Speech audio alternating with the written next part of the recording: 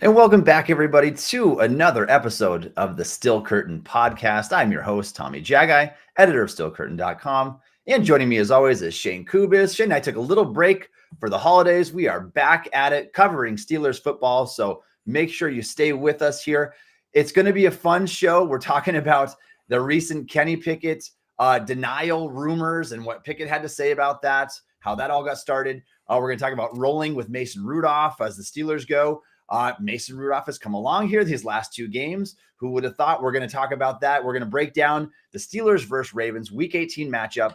And Shayne and I will sign off today by giving our predictions on whether or not the things line up for the Steelers to enter the postseason this year. It's going to be a really, really interesting Week 18 around the NFL. And even if the Steelers win, there are two other games that you must watch that have direct implications on their playoff chances here on Sunday. The Steelers obviously play on Saturday. So Shayne, let's get down to it. We'll start with the Steelers news and we'll rehash this last game here. Mason Rudolph's second game since 2021. He goes to Cincinnati, wins 34-11. Blowout, yeah, I think it was 11, blowout game. Got fans a little bit excited. And then he repeats by putting up another 30-banger on the road in Seattle. The first time the Steelers have won in Seattle since 1983, and Rudolph gets the job done with a 30-point game of offense. Could have been 37 points had Najee not selflessly slid at the 2-yard line there and kind of just put the game on ice. A quality performance. I mean, it's hard to be upset with the results that Rudolph has yielded so far. Let's talk about winners and losers from this game. Let's start the winner side of things. Go ahead, Shayne. I mean, I think you have to start with the running backs, right? I mean, they just dominated the game, and the line did a really good job. But even the line doing a good job, like a lot of their yards are still after contact. I mean, there's multiple, as Kyle Brandt likes to say, his angry runs. He gave them kind of the joint trophy from this past week. They were just hurting these defenders, especially once they got onto the edge, like a couple times. Those defensive backs just could not handle those two at all. And I think what you're seeing with this offense, and I've seen a couple people talk about it over the last few weeks, this is what the offense was supposed to be. Like, this was the ideal of what they expected the offense to look like coming into the year. This was the grand plan of a dual running back system that you could take advantage of these guys' power and explosiveness. In Warren's case, you could take advantage of the passing game whenever you have the opportunity to, with big plays like George Pickens has been getting the past 2 weeks. Like, this is what the offense ideally was supposed to be. And it sucks we're seeing it so late because it might be too late. And we'll talk about that a little bit later. But it sucks that Mason had to come in to get some of the passing game going, even though we'll talk more about that also later. But those two especially are the big winners from that game. Yeah, absolutely. They deserve the praise for that. My goodness, when Najee is able to get ahead of a steam, he can bulldoze through you, and he can get a lot of yards after contact. I mean, both of these guys are top in the league in terms of yards after contact per touch. And so it's what you want to see. It's what you like to see. Now we're actually finally seeing it, Shayne, yield the results that we want in terms of points on the board. Like we had a successful run game previously, but it wasn't translating into points. And even if you go look at like the last 6 or 7 games of last season, the running game really came along against that schedule in 2022 down the stretch, but we weren't scoring points still. And I think now is finally the difference. Is now they're meeting together where the running game is super effective. It's aiding the offense, and they're finding ways to score in the red zone. I mean, Najee and Warren combined to punch in 3 scores in this game. And so it's getting to where it needs to be. It's finally coming back on track. And surprisingly, Shayne, after all this and the nightmare that we saw like this first half of the season and just the lows were so ugly. The Steelers have climbed back up a little bit here. They're now 11th in total DVOA. They're 6th in defensive DVOA. I mean, they're at least a decent team, I think, that we would have to say at this point. Now, the question becomes, what we're going to talk about later, is can they maintain this? Is this a fluky thing? It's only a 2-game sample size from Rudolph in this year, and we have to go back 2 years before to previously even see an example of Rudolph on the field. And so is this a different Rudolph? Are we getting much of the same? Has he not been figured out yet? We're going to talk about all those things. I also want to point out George Pickens, obviously second straight game, well over 100 yards. He had 131 on 7 receptions in this one. He can be a bona fide number 1 receiver. And it's a little bit ironic because the last time we were here, Shayne, right before we took the week off for Christmas, we were talking about whether or not the Steelers should bench him for disciplinary action. Now, again, it was never about Pickens, the talent. We know how talented he is. No, it was never about that. It was about whether or not to make a statement. And I guess this is one way to make a statement by coming up, well, I don't know, 364 yards or something of the tune of that over these past two games it's remarkable. And so you can definitely see those number one receiver traits. My goodness, that diving reception that he had when Rudolph stood tough there. And so definitely a winner for him. And obviously Mason Rudolph. Anybody else you want to add to the winners list? I mean, the defense had their iffy moments. Like the pass rush really wasn't getting home most of the game. But a lot of that was because if you go back, like if you want to see an example of when Steelers fans complained about holding on their pass rushers, this was a game to put in the record books for the amount of holds I saw that did not get called. Yeah. I mean, it was pretty rough. So, I mean, the defense had their moments, but for the most part, this offense has really been the story of the last couple of games, especially. So. Yeah, and for the loser side of things, Shayne, I want to point to the linebackers in the secondary. I think this is going to be, if the Steelers do get into the playoffs, this will be their Achilles heel. They're missing. I mean, I didn't know we'd get in a situation like this to begin with, but I would actually feel somewhat comfortable at this point if the Steelers only had Minka healthy and ready to play. If they had Cole Holcomb and Quan Alexander, that would certainly solidify things a little bit better. There are just too many people you can pick on right now, and that's the problem. You saw how effortlessly Geno still moved the ball, average 8.8 yards an attempt. It was too easy for them. And I know that they have got a good offense. I know they got 3 good receivers in Seattle, but you can't make it that easy on them. The Steelers were fortunate to get another 30-point game, which I would not have predicted would happen in back-to-back weeks, even though the Seahawks don't have the best defense, just a combination of factors. But I think that the offense, they can't sustain this, right? You can't average 30 points a game throughout an entire playoff run. You have to find a way to play defense, and that's what's a little bit concerning. Yeah, unfortunately, at this point, the defense is the bigger concern because the offense has found some sort of rhythm, but they don't have the horses on defense. Like, that's really what it comes down to. Like, the team is still effective defensively over the past few weeks, like, even with the injuries. But at some point, I mean, especially if we match up with, say, Miami, let's say we make it the playoffs, we match up with Miami. That is not going to go well. I'm sorry. I know they're struggling a little bit right now. I know that Tua hasn't been quite as sharp as he was earlier in the year. There's just going to be too much open space for them if they play us. Like they wouldn't have the guys to run with them. Like, you know, Minka coming back, that would help or whatever, but like still he can only help so much against, 4 guys who are all probably faster than everybody on the defense except for him and maybe Joey. It's too much, right? So you hope that if they can get into the playoffs that some guys are healthy enough to play and get back, but it's going to be a tough road regardless. Oh, absolutely. It's going to be challenging. So we'll talk about that and give our predictions. Questions you want to get to, Shayne? Yeah, let's get a couple chats here, actually. So our old friend, R. Barley 18 is always in here. A couple questions, a couple chats for us here. Curious what you guys believe, what Kenny's trade value would be. I see him being a cancer, mostly because of the bass, but a little because of his attitude, but mainly the bass booing and chanting. When something goes wrong, tough on anyone else, a quarterback when he's there. So as far as trade value, I have no idea. I'm not really sure about that. The cancer thing, I don't think Kenny has any attitude issues. We're going to talk about the rumors and stuff like that in a little bit, but that's kind of a preview to what I think about it. I don't think he's getting traded or anything like that, regardless of what happens. I think that 2024 is going to be something where he's still on the team in some capacity. This is a good one too. Also, Flack and Rudolph both igniting teams. Do you think teams will start to value pocket passers again?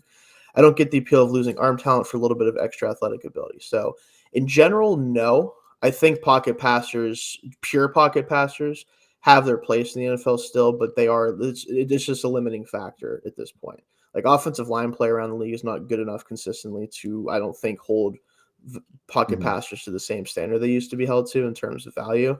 Also, a lot of this is like Flacco's 38, and he's a veteran, and he's playing in an offense that's being called very well. This is not something that's sustainable. And I think the same thing with Mason to a certain extent is also not really sustainable. So, in general, I don't think we're going away from the athletic. They're still the best quarterbacks in the league, the most athletic guys. And granted, you have to be able to throw still, of course, but it's going to take a combination of both if you want to be at the top of the quarterbacks league. So. Yeah, I get the argument there. I do think that the true, like, statuesque pocket passer is a bit of a dying breed. I think Kirk Cousins is really like the last one outside of Flacco right now, unless you're counting Rudolph as well. But in terms of like franchise quarterbacks, it's like or Cousins, and you go back a little bit before that, it was Matt Ryan. It's like they are kind of fizzling out, it seems. And I think it's because you are getting these guys. It tends to be in recent years that the top college quarterback prospects also have mobility, because these guys that are athletes are now playing the quarterback position. So I think it has changed a little bit that way. And you're right. I think if we still look from top to bottom, like the best quarterbacks in the league, you have that extra trait. You have that niche where you can get outside the pocket. You can extend the play. You can do all those things. I do think that if you don't have that ability, it's kind of like a third of your game that is missing in today's NFL. When guys are fast, they can get quick pressure on you. You've got to be able to not just step up, but sometimes get out. And so there's an argument to be made there, and I get that. Going back to the Kenny thing, trade value falls, and it falls fast. I mean, I think the perfect example of this is look at Trey Lance. Mm-hmm. The 49ers gave up a total of 3 first-round picks to get that guy, and they go and ship him 2 years later for a 5th to the Dallas Cowboys, I believe it was. And so the markets completely falls off for these guys if they don't prove themselves. The question, I think, like, if you look at Zach Wilson right now, Zach Wilson's worth nothing. Like, nobody's going to trade for him because he's got the contract of a 2nd overall pick, and he hasn't been good. And so Kenny is a little bit more of a question mark still. If the Steelers were to hypothetically trade him, you'd get more than you get for Zach Wilson. I think you get more than you get for Trey Lance. I don't know how much more. I think it becomes the question, can you get a day 2 pick? Would somebody be willing to exchange a 3rd-round pick, like a New Orleans or whatever you want to say, to throw him in a situation where he could be somebody's backup for a year or compete to start with somebody else? And so that's probably not the best example of competing for a starting spot. But I think that you're probably, honestly, at this point, going into year 3, going to be a 26-year-old quarterback. It only had 6 passing touchdowns this season. I think you're probably looking like, at best, a 3rd-round pick is like what you can do for Pickett, because it depreciates. It's like buying a new car. You take it off the lot, and the more you use it, the less it's worth, unless it becomes mint, like some of these quarterbacks here. But I guess that's probably the weirdest example I could give. But I think that's kind of how I see it. All right, let's move on for now, and we'll get to some of these other questions here in just a bit. Let's keep talking about the news here.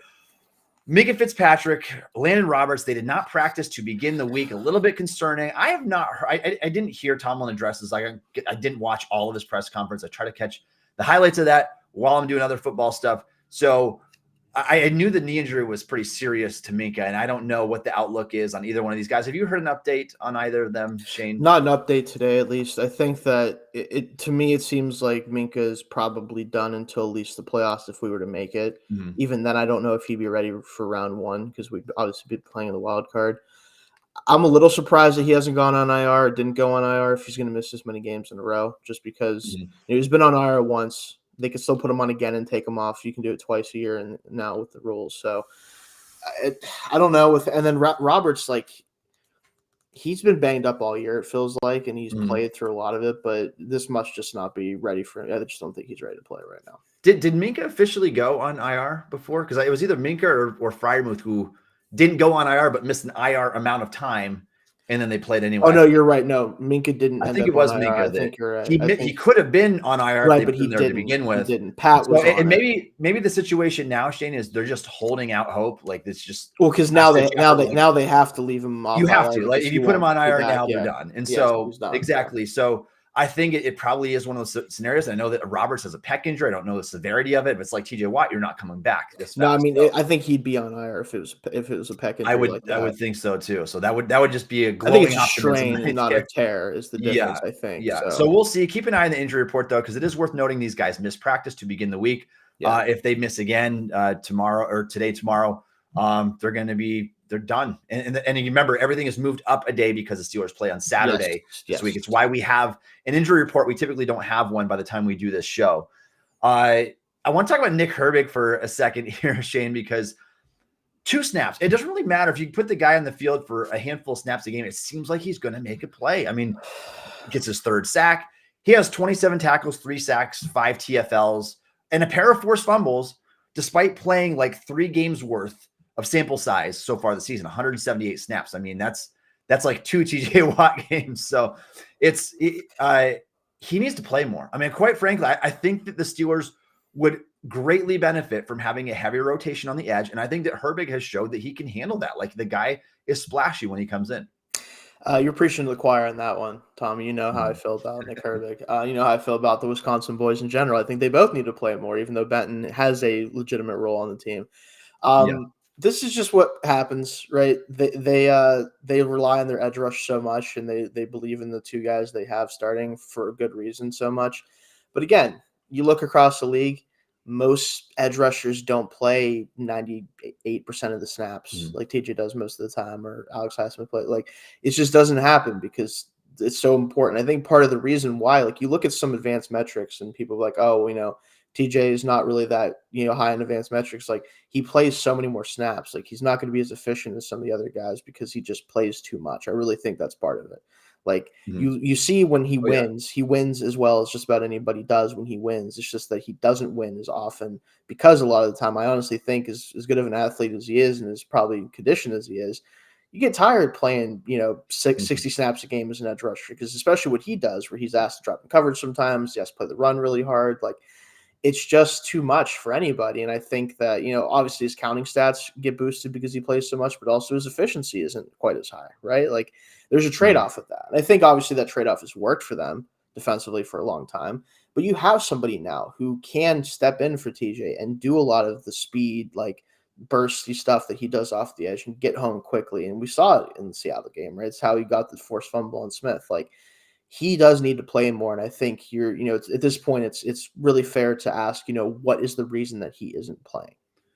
Yeah, I understand why Mike Tomlin and Terrell Austin do what they do when it comes to TJ because he is that guy. He's been that guy since Hmm. he came here. Basically, he is the most valuable chip on this team. But at the same time, I just wish that they would realize if you limit his snaps a little bit more, he's going to be fresher on a per play basis. And he came up so close, like in Seattle, in just this past game, like so close on so many of these reps. It makes you wonder if he just had a little bit more gas in there and Hmm. didn't have just a 2 snap break like the entire game. Would he be able to maybe finish on a couple of those plays? And so we're going to talk about TJ. Actually, let's talk about him right now because we got him up Yeah, we got next him here on up. the agenda. Watt made a little bit of history yesterday, became the first player in Pittsburgh Steelers history since it was awarded in 1969 to win the Steelers team MVP 4 times. He's the first 4-time winner. He was previously tied with only Antonio Brown as the only 3-time What a winner of list! the What a award. list of And it what a makes list you of wonder. people. And in 2022, Shayne, Watt went on IR, missed half the season with the pec tear. Hmm. Maybe he would have been it 5 times straight. Like it just goes to show you how special this guy is. Like Antonio Brown, borderline Hall of Fame receiver, would have been in the Hall of Fame had he not just completely just the wheels just derailed his career with I his actually character still stuff. think somehow he will So eventually get in. They'll let he him in might. I mean, eventually. he Yeah, is that good. There's no yeah. question that the Just talent throw is that never there. Don't questioned. care if he gets in or not, but I think he will. Yeah, I understand that, and there's definitely an argument to be made. But it just goes to show you, like the fact that Watt is higher than anybody else. Roethlisberger had 0. Roethlisberger did not have 1, and so Yeah. that might have been like maybe the personality thing. I don't know. It's a team voted award, but I think the team shows you how good of a leader Watt is, how much they're in his corner, and they know how good he is, and how their success relies on him. And so it is worth mentioning that. Haven't seen a lot of people talk about that yet, and maybe it's kind of fresh still. But the fact that he is the first 4-time recipient of this, on top of being the Defensive Player of the Year, and probably going to get his 4th first-team All-Pro, and so a lot going for him, just building on his Hall of Fame resume. And I don't know if the AP voters will consider this or not, but I don't think it really matters. Honestly, he's going No. to be there. So No, I think the MVP it's cool. Obviously, I think it's important to him just because the team is voting for it. Like, he can get upset about not being defensive player of the year. He can get upset about this or that. Like, it can bother him. But having his teammates in his corner obviously is really important to him. I'm sure. So. yeah, it is. And I wouldn't be surprised if it's not his last either. I know he's 30 years Oh old at yeah. this point, but if he continues to play even at 80, 90% of the level that he's playing at now for another season or two, could have more. And then that will be a record that will be really hard to chase Yeah. Yeah. to be able to do it as many times as he's done, which is, again, more than any player in Steelers history. All right. If you, let's see, the Still Curtain podcast is running a deposit match promotion up to $100 for any new Sleeper Daily Fantasy user. Make sure you use the promo code FANSIDED2 when signing up to receive your deposit match. Please remember to always game responsibly. Scan the QR code on your screen to see if you qualify. All right, Shayne, any questions you want to get to before we jump into our Yeah, I discussion? do want to jump into a few here 1 second, but before I do that, I did want to bring up, do we want to talk about the fact that Brad Allen's crew is gonna have the game I on skipped week it. 18? Yeah, Brad, let's talk about let's Real talk quick, about we need to Brad. talk about this. Because this is something, if you did not catch the the Cowboys Lions game, you missed the most controversial call Yeah. that you will see this year, maybe one of the most of the decade. The Lions were celebrating a win after the 2-point conversion. Obviously, Taylor Decker, he goes and catches that pass, typically their left tackle, and they got the wrong person as their eligible offensive lineman on that play.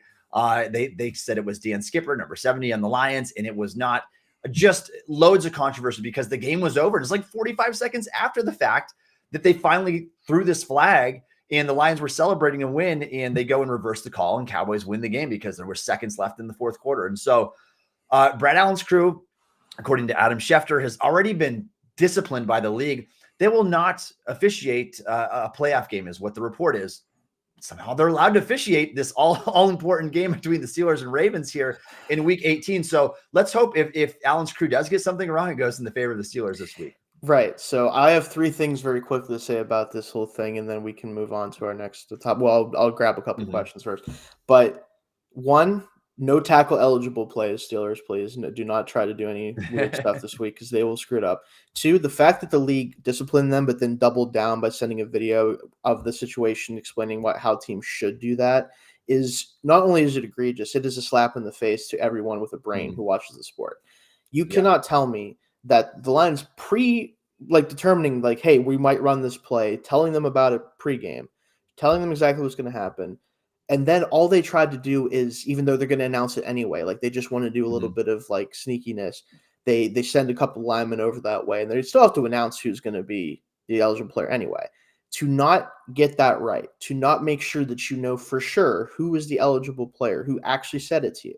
Because again, Dan Skipper said he did not say anything to the ref at any point. They assumed because he's been the eligible player before, I think either in that game or just in the past, that he did not make sure that he actually was. It is egregious that happened. It is truly sad. And the last thing, and this is something that's really important for people to think about. There's a lot of people who believe the NFL is fixed, that it is rigged. Okay, there's a lot of people who legitimately believe that. Now, of course, I have always said that how in the world could you actually reliably fix a sport in which players have to do what they do on a football field? You cannot just rig a spectacular catch in the end zone you can't do that stuff, right? But little things like this that could predetermine or essentially determine a game, it doesn't exactly make that go away if you're the NFL, right? It does not make that topic go away. You might have wanted to get ahead of this and be like, yeah, listen, this crew done for the year. We can't have this. This was a huge mistake. Instead, essentially doing both sides of disciplining them, but then also being like, oh, but they were right though, sort of. Really, really bad look for the league. Oh, I totally agree. I mean, they should have been done for the year. I mean, if DeMonte KZ gets suspended for the year on a bang play, suspend this officiating crew that had the most egregious call that you will see all year. Now, I will go and say the Cowboys getting that win. I mean, there was the tripping call. Obviously, it was a terrible call by Allen's crew again that set the Lions up in that position in the first place. Right. Both were horrible. The second one was so bad, and like you said, such a bad look for the league. Where if you want to get a bigger fan base, it's not the right way. It's not the right way to go about that because it just it looks very fishy at the end of the game. Anyway, that's the crew that the Steelers get this week. So we'll keep an eye on that because I'm sure that's going to come into a big storyline at some point. Some call will happen. Even if it's otherwise, if it was just a random crew, maybe it wouldn't be as controversial. But there'll be something. There'll be something. They better be ready to go. I'll say that. I'll just say that. Absolutely. The one question I did want to get to, really two. One is real quick. Is KZ able to turn if we make the playoffs? I believe so. Yes, I think his suspension would be lifted at that point, if I remember. And then what concerns here from Christopher here? What concerns do you have that the Steelers keep this high scoring offense up this week and end up hiring from within at OC? That is a very good point and a very good question. I would say I'm a medium level of concern that they might run it back with these two in some form or fashion. Now, the problem with that, obviously, is one, this is not the way. They're still running. Now, granted, if they have their own ideas to implement, and if they just can't do it right now because obviously in mid-season, if they kind of not scrap it, but actually create a playbook of their own that is more modern, then I would be willing to at least have that conversation with them if I'm the owner and if I'm Tomlin. But realistically, I think we all know that the best course of action would be to find an entirely new OC next year. Yeah, I would say that I'm a high level of concern, Shane, because Yeah, of history. I get it. Yeah, I get that. Under I think Mike I'm just Tomlin, trying he to not likes, think about it yeah, too much. yeah. I mean, he likes to hire from within. This is what we've Yes. seen. We went from Randy Fichtner to Matt Canada to Sullivan and Eddie Faulkner right now as the Right. dual OC. And I just, yes, the results are working now. Is a 3-game sample size or maybe a 4-game sample size you get in the playoffs, will that be big enough to say, yeah, let's run it back with what we have? Let's use Matt Canada's playbook and we'll just tweak it a little bit and we'll hire another guy from within who worked with Matt Canada. I don't like the thought process behind that. I think that it's very, very possible that if you naively go in that way, you're going to be sorely disappointed next year when teams start to kind of figure things out a little bit against you. And so I agree with you. I think that the plan should be you're going to thoroughly vet these OC coordinator prospects early in the offseason, get that taken care of and make that priority number one, because it really should be. And so, and again, nothing against the game plan that has been called so far. I think that Sullivan's done a great job calling those plays, and Faulkner as well with that game plan. But I just really, really worry based on previous results from hiring within, Shane. I think that all fans have a right to be worried whether this is sustainable or not. Maybe once they figure out Mason a little bit or whoever ends up being in that position, are they going to really just plummet back down to earth? And then you've got the problem for a whole nother year. And so I think they need to do their due diligence in the hiring process this offseason. All right, let's get into our big discussion topic for today. And that is Kenny Pickett has just taken the internet by storm. And some very conflicting things here, Shane. I'm interested to get your thoughts and ask you how you think things all transpired here. Kenny Pickett, if you haven't heard, there were rumors initially started by a Mark Madden report. Okay, so that's how the whole thing started. He said that Kenny Pickett refused essentially to be the number 2 quarterback in Seattle because I don't know if it was degrading, whatever, and then he didn't end up dressing at all. So, footnote here: Pickett was physically cleared to play in that game. Now he claims that the medical staff and the training staff didn't think that he was able to go. I mean, it's an odd situation, Shane, because you think in one hand, yes, you want to take Pickett's word and take Pickett at his word in this situation that he just wasn't good enough, wasn't healthy enough to do this. At the same time, the timeline is a little bit weird here too, because once they announced that, like they announced later after Pickett or after Rudolph was starting, a couple hours later, I think it was, they announced that Pickett was questionable for the game. And so the whole thing is just a little bit bizarre, honestly. And so you think that, and this is the reasoning, this is the example that I've seen a lot of people do this. I actually wrote an article on some of the bigger Steelers names on Twitter that aren't afraid to voice their opinion out there. And I appreciate that, kind of like me. The people who aren't afraid to voice their opinion, they said basically that if Pickett hypothetically was healthy enough to play, why is he not the starter? And I think it makes kind of sense if you think about it that way. Or was it, all right, you're only playing an emergency situation, or you're not good enough at all? So what do you take away from this, Shannon? The whole thing is wild. And if I was confusing there, I apologize. You can go look it up. I've got the whole thing detailed on Steel Curtain and all of Pickett's remarks. So go check that out on steelcurtain.com. But what do you think of Pickett's remarks in rebuttal to that accusation that he refused to be the QB2 last week and that he chose not to dress? So the first thing I want to say is when I saw this report initially and I saw it was Mark Madden, I pretty much ignored it at first, because if Mark Madden told me that the earth was round, I might have to double check. So that's just all I'll say about that. But in general, I think that this story makes no sense to me because, one, I don't see a situation where Kenny would do that. Like, it just doesn't make sense for him professionally. It doesn't make sense for him as a person, like what we've come to see with him. It just doesn't make sense, right? This is not a guy that I think would shy away from this situation. He hasn't this week, right? He's going to be the backup now that he's fully cleared and going to get reps and everything. And would I have liked to see him if he actually was cleared? Would I have rather him been the backup than Mitch? Sure. I don't think the reason why he wasn't was because he told them I'm not doing it. I just don't believe that. Like there's no actual evidence to suggest he did that. Things are a little bit weird about the whole being the emergency third, but then not, and then not being active at all. Like that is weird. But again, this is an injury that if he was going to come back, it was supposed to be this week. Like this is when he was supposed to come back timeline wise. So maybe he truly like he was cleared physically maybe, but wasn't actually 100%. And they figured, why are we going to have him even have the chance to go in if he could end up getting injured again, if he has to come in and play for Mason, if he gets hurt or something. That might be what ultimately it was. I don't really know the reasoning behind him ultimately being active or inactive, even if he was technically cleared.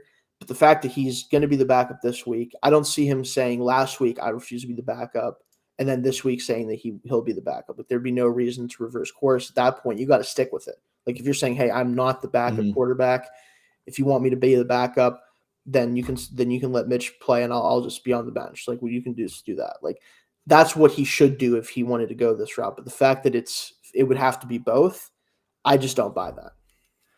Yeah, and now it becomes really interesting, Shayne, because just like you said, the timeline, he should be back by now. He should be able to play. So I think that I've got this pulled up right here too. If you missed that, I'll give you most of what he said real quick. Kenny said, I saw reports out there that I felt like were attacking my character and how I am as a person. I don't want to get into the player standpoint of it. There was no talk of me being a backup quarterback this week in terms of being a number 2. If I was healthy enough to play, the trainers and coaches felt like I was good enough to play, I was going to start and play. Then he later said, this week, I am now the number 2. I feel good 4 weeks out of the surgery to dress and to be the 2. So I will be the 2 and do what I have to do to get ready for Baltimore. So my question, Shayne, is if you're healthy enough to be the number 2, did he get a demotion? I think this is complicated. So I think the problem I have with this, we're going to talk about this more in the next 2 parts of this conversation, but I think Kenny played the best overall game of his career against the Bengals the week before he got hurt, with the first week without Canada. And I think he started off the game well against the Cardinals, and then he gets his injury to his ankle. So I think to say that he got demoted because of his play, I think the answer to that is no. I think he showed what you wanted to see from him coming off the Canada list experience. But what Mason has done over the past 2 weeks, and the fact that he repeated it after what he did against the Bengals as well, and the fact that points have come with it, I think the coaching staff looks at the situation and they understand that, yes, Kenny is now healthy. He's been banged up a lot this year. And honestly, Mason is playing too well right now, I think. Even though it's not spectacular, we'll talk about that too. I think that the team is winning with him. They're responding to him. The offense is working. They have a chance to make the playoffs. And as much as Kenny's development is still very important, I think, to them, and I think that they're not done with him by any means, I think that because of the mentality of this organization, they have to take their best shot at winning that 10th game, getting into the playoffs. And right now, they think that Mason gives them the best chance to do that. And I think overall, they're correct about that. So for him to be demoted, I think that that's technically ultimately what happened, but I think it's more complicated than him just being benched necessarily. Yeah, I agree with everything you just said. I think that if Rudolph would have came out in Seattle and he only puts up a 16-point game with 340 yards, whatever. Yeah, I think that they put Pickett back in there. That's my take on it. I think that he probably is healthy enough at least to play and start a crucial Week 18, a do-or-die game that against the Baltimore Ravens. You have to win it to give yourself a chance to get into the playoffs. And so, but it is, again, it's hard for them to go back with the results that Mason Rudolph has yielded so far. So I'll ask you, Shayne, who should be the Steelers quarterback this week? Are the Steelers making the right choice by leaving Rudolph in the lineup? I think so, because what Mason has done the past 2 weeks and what's so important about it is this offense only really works with a quarterback that is willing to stand in the pocket and throw down the field. Kenny has not been able to do that in his career so far. He's been able to throw down the field, but a lot of it is coming out of the pocket, setting his feet, throwing it. Like he has to extend plays. He feels like he has to extend plays. His pocket awareness isn't there right now. And with the way the pass rush has been getting to our offensive line a lot of the time, he spins into pressure too much. Let's just be honest about it. That's his one. If there's one fatal flaw to his game that needs to be fixed if he wants to be a quarterback that is not just an average quarterback at best, it's that he cannot force pressure into himself because the line will do it enough for him. He needs to let them do their thing, stay in there, and try to make a play when the play is there. And that's what Mason has done. A lot of his downfield throws, like he's standing in the pocket, just letting things develop. And if he gets sacked, he gets sacked. If he doesn't, then he gets to pull the ball down the field. Like we saw the Pickens play last week where he had to extend for the ball, but like it was a good place throw and he stood in the pocket and let it fly down the field. Like that's the stuff that Kenny can learn from, hopefully, and that I'm hoping he is learning from watching Mason run this offense. But again, like in terms of actual like success rate on plays and in terms of just how well they're playing, there isn't a huge difference on the field to me between what they did, what Kenny did against the Bengals and what Mason did. There was more points because he got more explosives because, George was just having a monster game. But right now, the reason Mason should play is because he's shown that he can do those things that Kenny hasn't shown so far. Yeah, and I would have to agree with you there. I think it's too late in the process, too late in the season. There's too much on the line here to go back to the guy who just had ankle surgery when you are scoring 32 points a game over the last 2 games. And again, I know Cincinnati, Seattle, they don't have the best defenses in the league. They might not get that again this week with Baltimore with their backups. But if it's not broke, don't fix it mentality is what Tomlin is rolling with. I do understand that. And you pointed to that George Pickens play, the 37-yard diving reception. That play by Rudolph to hang in the pocket, in knowing that Mason Cole's getting bull rushed right back into him and hang in there and deliver that pass. That is an NFL quarterback pass. That is what you have to do in those big moments of the game. And that one really helped put the game kind of on ice and put the dagger to the Seahawks there. And so I agree. I think it is the right call to stick with him at this point. We'll have lots of discussions about the quarterback position coming up all offseason. So don't think that if the season ends after this week that you shouldn't show up to this show, because Shayne and I are going to have a lot of fun things to talk about, draft stuff, all the free agent stuff, and what Steelers should do at the quarterback position, obviously. We're going to move on to our preview here in just a second. Anything else that you wanted to add, Shayne? Did you want to breach this subject about who Oh, yeah. I almost skipped a thought here. Who's going to be the starting quarterback? This is the $1 million question, isn't it? Who's going to be the starting quarterback for the Steelers in 2024? Is that person on the roster right now? Shayne, I'll let you go first. So this is a fun one. I'm going to break it down into the 3 most likely things, I think. I think the most likely thing is that Kenny Pickett is a starting quarterback in 2024, whether it's a competition with Rudolph or someone else or whatever it is. I think that they will allow him the chance to defend his starting title going into next year, because I don't think they're going to be willing to spend enough resources on an outside quarterback to really create a competition, besides maybe bring Rudolph back, right? And I think the fact that the offense is probably going to be somewhat different regardless of whether the offensive coordinators stay or if they bring someone in new. Kenny just has more upside as a playmaker, right? Like if you can get him to a point where he's more comfortable in the pocket, which you're hoping will happen. Maybe watching Mason helps that a little bit. Maybe just this offseason helps with that a little bit. I think he's going to be given an opportunity to start. I think the second most likely thing is they bring in a bridge guy, whether that's Mason, whether that's another veteran, whatever it may be, and they beat Kenny out, because I think it will be a competition in that situation. They just straight up beat him out. And if that's the case, then you know what you have in Kenny at that point. If he gets beat out in a full competition by Mason Rudolph and not just this 2-game stint, then you probably don't have a starting quarterback, right? And you got to figure it out from there. And the least likely thing, but the thing I think I'd be most interested in at this point, is you bring an outside addition in who is clearly the starter or has the potential to be one, whether that's a draft pick or something else. I personally watched a quarterback who I need to actually do an in-depth watch on, but watched a guy play Texas this past week, yesterday actually, 2 days ago now. And that's the type of guy I would like for sure. You bring in any sort of like McVay O'Connell disciple, just let him run that offense. You'll be all right, probably. But no, I think that it's still in my mind, my head still tells me that Kenny's probably going to be given the nod. Yeah, it is. This one is tough to figure out. Like obviously before I would have said, all right, there's a great chance Steelers are going to give Kenny a 3rd year. And that's what they do. I mean, that chance is definitely lower now for sure. It's way lower now, I think, because you saw that you just put in a guy who hasn't touched a football field for a meaningful NFL game in 2 years. And he comes into the lineup and he scored back-to-back games over 30 points. He's averaging like 430 yards of offense, something to the tune of that over these past 2 games. And the Steelers are 2-0. The play, everything has looked better. The running game, the offensive line, the receivers, everything has looked better as a result. And you've, in some ways, kind of cruised to victory a little bit. And so, and they've played with a lead. And so, very, very different feel from what we've had all these past 2 seasons, really, with the combination of Kenny and Mitch. And so, I understand it's not totally Kenny's fault. You get that coordinator change, and had he not suffered the ankle injury, maybe he starts trending in that direction, maybe they would have lost the Cardinals game and looked bad anyway. I don't know. So it is something. I don't think the chance is as good anymore that Pickett is there. And what I'll be really intrigued by is, okay, we got to consider that Omar Khan, Andy Weidel, they did not draft Kenny Pickett. That was a Tomlin Colbert decision. How much say are they going to have in this? How much have they been scouting this phenomenal 2024 quarterback class and saying, I could get a guy, even in the second or third round, I can get a guy who can come in here and really compete. I love this quarterback class. And if you've been watching those college football playoffs, I think you would agree as well. Like what Michael Penix has been able to do, and JJ McCarthy could be in that range with a little trade up maybe.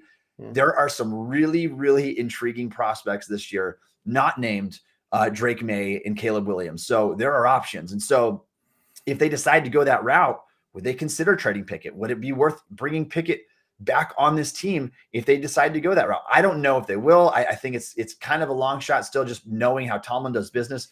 But I think all options are on the table. Who will be the starting QB in 2024? I really couldn't say. I don't think it's going to be Rudolph. As good as Rudolph is playing, I don't see him winning an outright competition. Because I think he's going to have to win the whole offseason long, knowing that he's going to be the guy that's 28 years old, going into his 7th season. Like, I just think there's a lot of factors working against him still. But I am very interested to see how this whole thing plays out. All right. If you are a fan of Pittsburgh Steelers and you would like to support the Still Curtain podcast, please consider subscribing to the Still Curtain podcast on YouTube. We appreciate all of your support. All right, Shayne, we got another 20 minutes here. We're going to do a Steelers-Ravens Week 18 preview, and we're also going to give our predictions about the meaningful games that the Steelers must have go their way this weekend in order for them to make the playoffs. So if you haven't heard, the Steelers need more than just a win by themselves. They are in one of those situations that we find ourselves in every once in a while where you are relying on outside help in the final week of the season. And that is the case. The Steelers need a win against the Ravens this week, but they also need either a Jaguars loss to the Titans or a Bills loss to the Dolphins. Both are possible. We'll see how things transpire here. There's also an obscure scenario where if the Jags and Bills both win, but the Texans-Colts game ends in a tie, then Steelers can get in that way. I wouldn't count on it. Ties don't happen very often. Yeah, there's also a weird scenario where we lose, but if the Texans and Colts don't tie, if Denver wins, and I think if someone else wins too, I forget, or someone loses. You're right. Yeah, there's a weird. I've got it right here. Let's see. Steelers tie and Colts and Texans do not tie, and Jacksonville in a Jacksonville loss. So there's 5 scenarios total. Yeah, the last 3 are so obscure that you're not going to get it to happen. So essentially, probably not. Yeah, what you really need: Steelers win, Jags or Bills loss, and so it's really going to be interesting. If the Steelers do win this game against Baltimore on Saturday, and they play that stinking Saturday game. I hate Saturday games, but it's all right. I know. I'm going to deal with it. I'm going to work on a Saturday evening and I'll work New Year's Eve, but it's all right. I love my job. So if we get past that game, the Steelers have there's 2 games to watch, and you're going to catch the Jags and Titans at 1:00, and then the 8:20 night game. If it comes down to that, if the Jags beat the Texans with Trevor Lawrence coming back this week, everything is going to be on the line. All Steelers fans will be watching Sunday Night Football, Bills and Dolphins. You'd probably be watching it anyway because it should be a good game, but you would desperately need the Dolphins to pull out the win. A banged up Dolphins team to be a desperate Bills team in that scenario for the Steelers to get into the playoffs. So it's going to be a fun weekend. Yeah, we'll talk more about it, but I already can see so many ways it could be ridiculous. But yeah, all right, we'll get your prediction here in just a second, Shayne. Let's talk Steelers and Ravens odds. If you were wise enough, like I was not, to get the Steelers when just before the odds just did a dramatic shift here. Like if you thought that the Ravens were going to win that game, they ended up blowing out. Annihilating the 16 or whatever it was. 56 to 19, I think. Yeah, 56 to 19. I am dyslexic here. If you were to get them before that, they started running away with that, and the odds makers shifted the odds there, you could have got the Steelers really good odds for this game, like plus 180 or something nice. As it stands right now, though, with the scenario that we're approaching here, the Ravens have no incentive to play their starters this week unless the sheer fact if you wanted to get extra reps with them, which I think the rest is more important at this point. So oddsmakers is expecting rest for the Ravens. It's why the Steelers are 3.5-point road favorites this week. And now the betting line, you got to bet a lot more money to win your money back. So if you got them early, kudos to you. The over-under for this game, just 36.5 points. That's very small. It'd be way under the total that we've seen each of these past 2 weeks with Mason Rudolph playing. So what are your thoughts on the opening spread here and the over-under? I hate it because we know how this team plays whenever they should win, right? Yeah. Like, I understand it's been different the past couple of weeks, right? Mason has put up a lot of points. Defense has done enough. Great. I don't know. Like, so I know Tyler Huntley is a fake Pro Bowler, but like that whole thing a couple years ago was funny when he made the Pro Bowl because everybody just either was injured or didn't want to do it. But like, I don't know. The Ravens are really good, obviously, right? And obviously, we're not playing the Ravens; we're playing the backup Ravens. But I have a feeling they're going to coach everything they can out of those guys and try to get this game. And I don't think it should be a foregone conclusion that we win this game. I really don't, because obviously Mason has played very well last 2 weeks. How much of that is going to continue, you don't know. I think a lot of the stuff he's done is repeatable, minus the explosive plays from Pickens. That was kind of him just making it happen. And I think he's played well, outside of those plays, but still has really done a lot of the heavy lifting in terms of production and points. But I don't like the 3.5 points. I wish we were still like not favored, because that's the only time this team seems to show up is when they're not favored. I'd rather them be like, just even if it was like a 1 point like road underdog, like that would be great. Yeah, I've already played this scenario through in my head. Oh my goodness, I can see it happening because the Ravens, and I mean, they probably don't care. They're kind of the juggernaut of the NFL right now, but the Steelers do play them pretty well, and so we do. And maybe they don't want to see that matchup. Maybe they just want to put us out of our misery because we're a rival team, and they just did. John Harbaugh doesn't want the Steelers in there, and so I can definitely see a scenario where everything, the stars align. Bills end up a day later end up winning the Sunday night football game, and the Steelers didn't take care of business on their end, and that would have been all that needs to be done. So it's just a little bit nerve-wracking. As we said, Ravens benching some players. This has not been confirmed yet, but they don't really have to tell us this information. Wouldn't it be awful of the Ravens to just throw Lamar Jackson out there for the first half or something? Let him get like a 20-point lead first. Just let him destroy, because there's no shot. I know last time they're not dropping 7 passes again. Like, that's not going to happen. No. There's so many things. And I think that was the game. There was Joey Porter interception in the end zone where the Ravens could have put the game on ice. There's so many Odell was just like, I'm not running my route, I guess. It was so weird. Yeah. So I mean, for that game to play out again, I mean, it's very unlikely. Ravens are, I mean, this team just killed the 49ers and the Dolphins in recent weeks. The Steelers are not going to put up a shot, really, especially with how the Steelers have gotten way more banged up and the Ravens are healthier now. So it's kind of flipped the script, and I just don't see it going that way if they chose to play their starters. Now, the saving part here for the Steelers is they probably won't. And so the Ravens have nothing to play for. They've locked up the number 1 seed in the AFC. So if they want to just make sure everything in their power to go in with good health, they don't have to. It still could be a contest for the Steelers regardless. It's never, I mean, honestly, the Bengals game was easy, but it's really almost never easy for this team. We know that. So let's talk about Mason Rudolph. Can he three-peat here, Shayne? Can he do enough to secure his 3rd straight win? I don't know. Is it going to be a 30-point game? Can he do enough? How are your expectations without giving away your game prediction? Do you think that Rudolph is going to look much the same? Like, this guy's averaged 11 yards per attempt in his first 2 games playing since 2021. Can he come anywhere close to the efficiency that we've seen these last 2 weeks? So I think the problem is, and I kind of alluded to it a minute ago, is like he could play the exact same and get drastically different results than what he's gotten the last 2 games. Yeah. Because, again, people can box score watch if they want. They can look at the explosive plays. Several of them have been more on his receivers than him doing anything out of the ordinary. Let's just be honest about that. Now, he's getting the ball to them, and that's really important because that was an issue for this team all year, was just getting the ball to the guys. Like, that is a skill within itself that I think he's done a very good job of. But if he plays the exact same way he has the last 2 games, he could have a 190-yard, 1 touchdown, 1 pick performance. That's like and he doesn't have to play worse.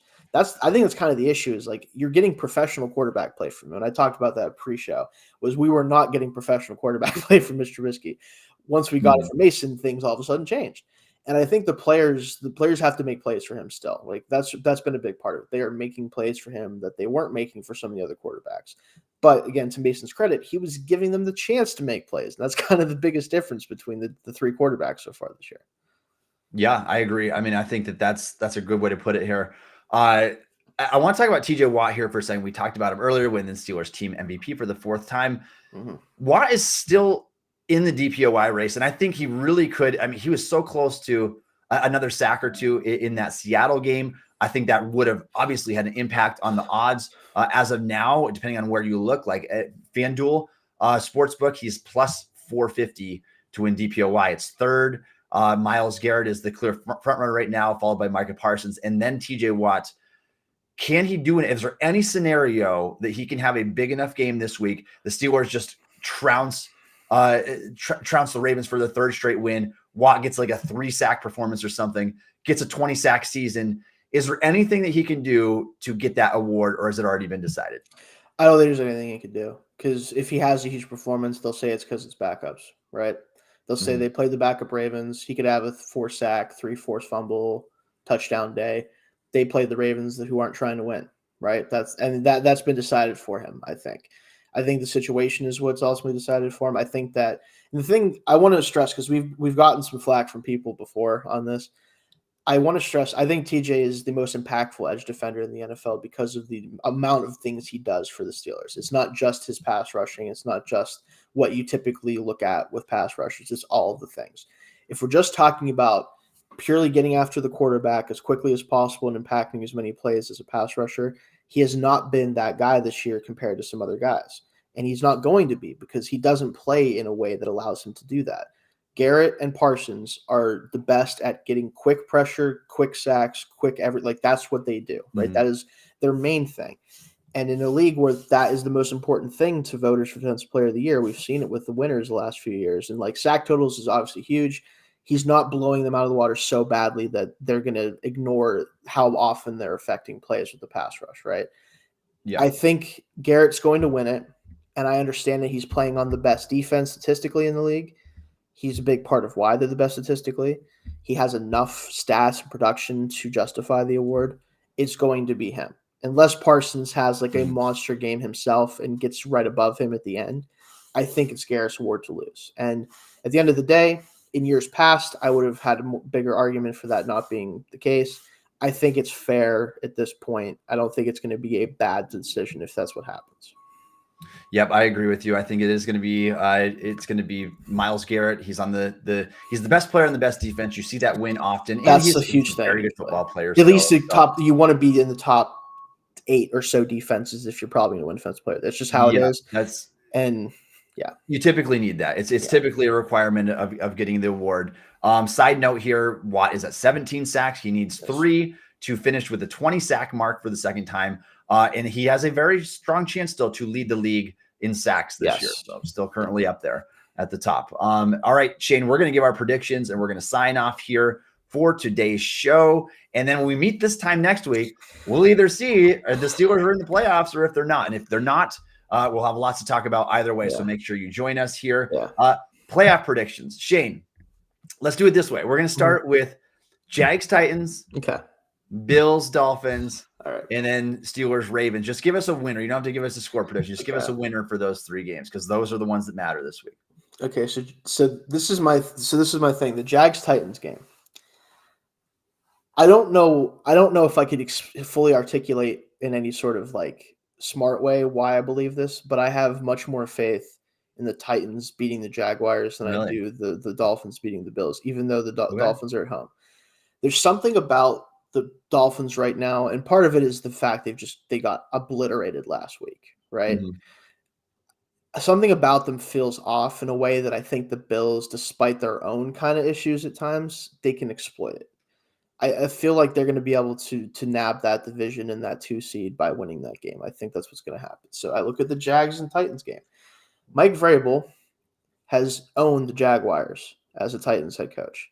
I believe he's like 9-3 in the last 12 games against them or something like that. Whatever it is, like he has dominated them. And I don't know at this point if Trevor Lawrence is going to play in that game. I haven't checked the injury reports. Even if he does, he has had his issues with turnovers and other things. Mm-hmm. Like, I don't think that's a guarantee that they win anyway. Something tells me that he's going to play spoiler and get the Jags in a really bad spot where they could miss the playoffs entirely, without winning the division. That's my prediction for those games. I think the Jags will ultimately lose that game. I think the Bills will win their game, lock themselves into the 2 seed. And I do think between the fact the Ravens starters are going to be out, and most likely, at least, you hope so. Please, Harbaugh, do not do this to me right now. As much as I like watching Lamar play, I don't want to see him play against us right now. He's on too much of a heater. I'm going to give the Steelers the nod against a backup Ravens team in a must-win game. Okay, Shane, I'm going to go reverse order and build up the suspense here. I think the Steelers win against the Ravens this week. They beat their backups. They take care of business. I don't think it's as convincing of an offense as you would like, but I think you would like going potentially into the playoffs. But then I think as we get around, Sunday rolls around, we're watching the Jags-Titans game, 1:00. I think Jags come away with the win. I think that they showed their defense. It really stepped it up last week. I think whether it's Bethard or Lawrence comes back, I think that he's on track to. And so I'll have Jags winning that one. We get into the night game, and I think fans are biting their nails, and the Bills beat the Dolphins. And it all comes down to this, and our dreams are shattered. We're all disappointed because we have literally seen this scenario play out where the Steelers needed the things to go right in the last week. They finally took care of business on their end, the things that they needed to do, and they couldn't get the help they needed. That's my fear this week. I can see the games playing out as such. I do think that there's a solid chance, and NFL.com has it as a 29% chance for the Steelers to make the playoffs. I would probably put it even higher than that. I would probably go like a 40% chance. I still think at the end of the day, Jacksonville is the better team than the Titans. The Titans don't have much to play for. And then the Bills there's a chance the Bills could be eliminated at that point. They can flop out of there entirely. And so they're going to need that game more than the Dolphins do. So I think that's my guess of how things play out. I'd love to hear what you guys have to say. Please put it in the comment section down below. We do need to sign off for today, though. So please join us every week at 1:30. Typically, we're on here. We had to start a little bit early today. I got to go hop on a meeting. You can join us live every 1:30 on Wednesday afternoons Eastern time. Thank you for joining us on the show today. You can follow Shayne on Twitter at Shayne Kubas. You can follow me on Twitter at Tommy Jaggi. You can download the Steel Curtain podcast wherever you get your podcast. Also, check us out on YouTube or ask Alexa to play the Steel Curtain podcast. And thanks for listening again to the Steel Curtain podcast.